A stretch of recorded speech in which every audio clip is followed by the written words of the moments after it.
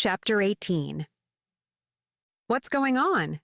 I asked, not wanting to leave the squishy pillow. Grayson crossed the room and climbed into bed. David just left. David said you needed your own room. I don't care what he said.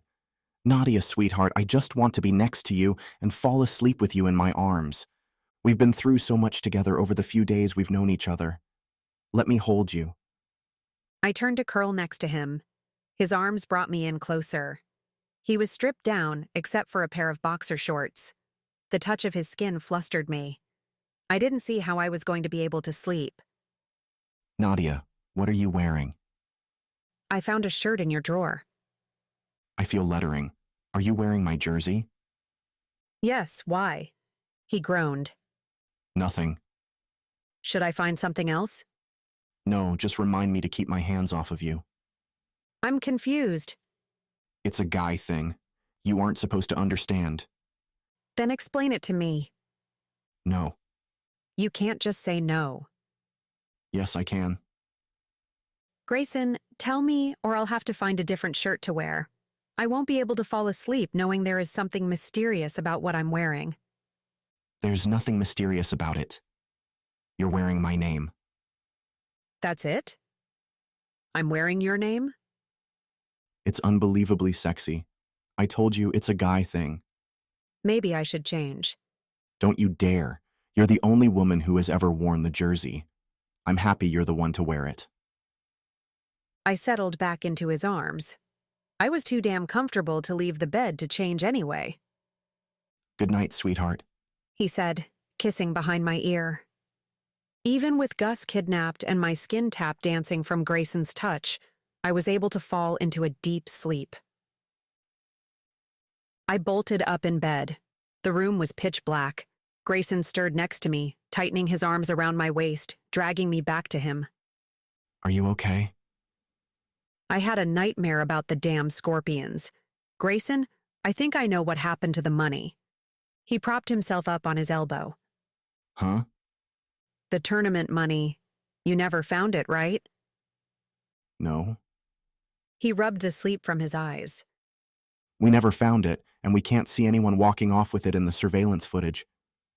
That's because it never left. Walk me through this. I'm half asleep. He reached over and clicked the bedside lamp on. I squinted at the light. What if the money never left the room? What if it just disappeared? Where would it have disappeared to? He asked. I don't know. I bet it's still in the room, and someone's waiting for the right moment to make it really disappear. Why would someone take the risk of stealing it only to have to do it again? I slid out of bed. Nadia, what are you doing? I'm pacing. The bed is cold without you. There has to be a reason someone would hide money. If I wanted the money so badly that I had to make an elaborate plan to steal it, I sure as hell wouldn't hide it in the same room. So, why do it? Grayson bounded out of bed. It was counterfeit.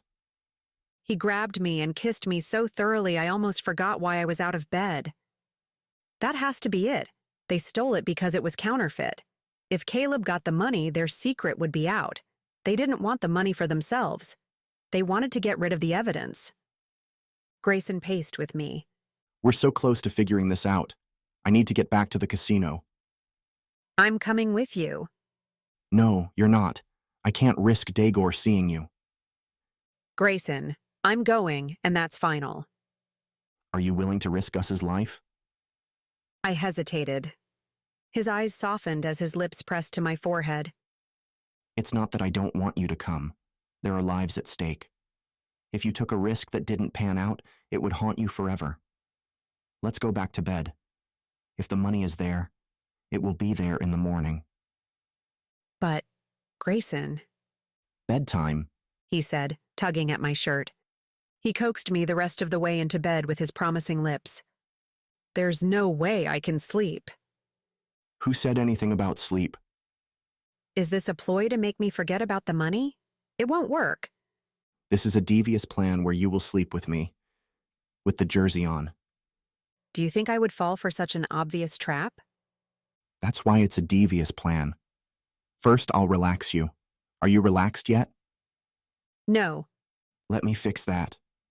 His hand smoothed my hair. I gazed into his eyes. In the dim light, they were the shade of black silk.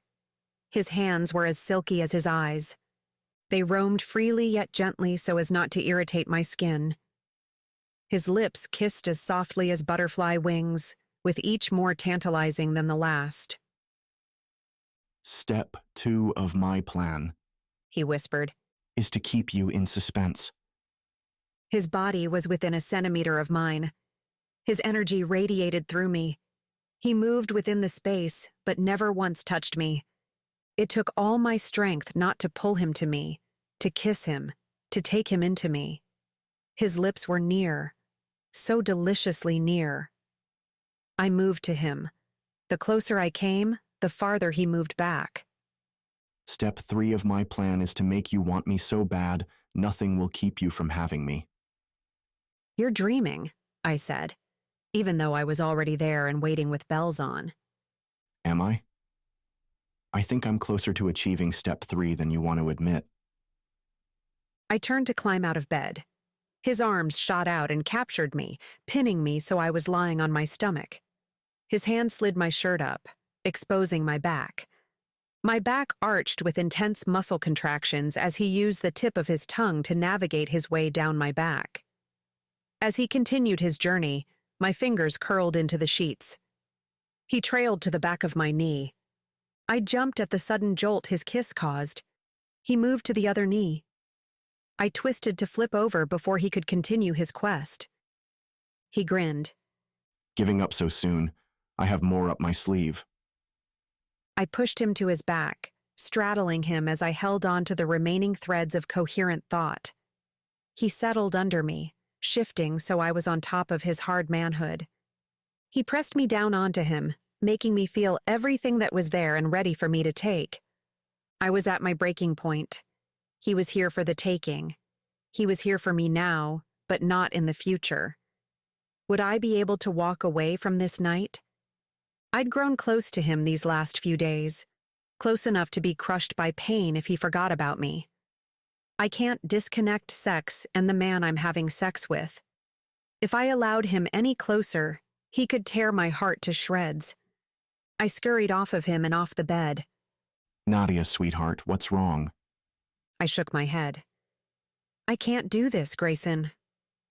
He moved slowly. Come here. When I didn't move, he took my hand and pulled me to him. I stayed locked in his embrace. I bit the side of my cheek to keep from thinking how much I wanted him. I had thought I was stronger than this. I was wrong. Sweetheart, you've been through a lot these last few days. I'm not going to push you to do anything but sleep. Everything else can wait until you're ready. What if I'll never be ready? What do you mean? I can't be like the other women. I'm not that girl. My life doesn't revolve around men or pretty things or money. My life is sitting at a poker table, making my own way and making my own lousy money. I can't be the girl who is there one day and gone the next. I'd never want you to be that girl, nor expect you to be that girl. Nadia, I can't make promises I have no guarantee of keeping. If you want to slow things down, then that's what will happen. You call the shots. Then hurry up and change. I'm going to the casino. You need more sleep. I glanced down at his boxer shorts and winced. There's no way I'll be able to sleep. Can't you sneak me in the back? You win. Let's go.